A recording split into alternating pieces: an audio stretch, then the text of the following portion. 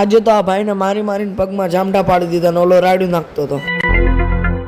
આની કાંઈક એમ છે, સવારે આપણે નાહી ધોઈને ફ્રેશ થઈને ઉપડી ગયા. હું મામાનો છોકરો બે રખડવા બોલે તો ગાર્ડનમાં આપણે એન્ટર થઈને અંદર અંબેમાના દર્શન કર્યા અને પછી આ હિંચકા પર 13 વર્ષથી મોટા બાળકો ન બેસું આ ઢાંડો બેઠો હતો ને પછી ત્યાંથી નીકળી ગયા ને આપણે આવી ગયા ઘરે ને પડી ગઈ ત્યાં તો આપણે પાછા ઉપડી ગયા રખડવા માટે.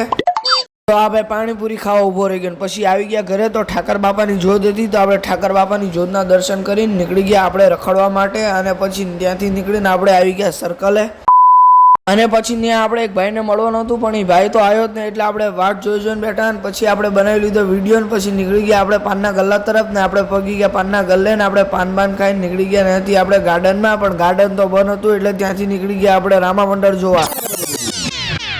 આ છે વાપીનું મોટું નાળું, કોને જોયું છે જરા કોમેન્ટ કરી દીજો ને વિડીયો બનાવીને આપણે નીકળી ગયા પાછા આખ્યાન જોવા. મંડળ ત્રીજા ભાગમાં આવશે. જય શ્રી રામ, જય ઠાકર અને લાઈક કરો, શેર કરો.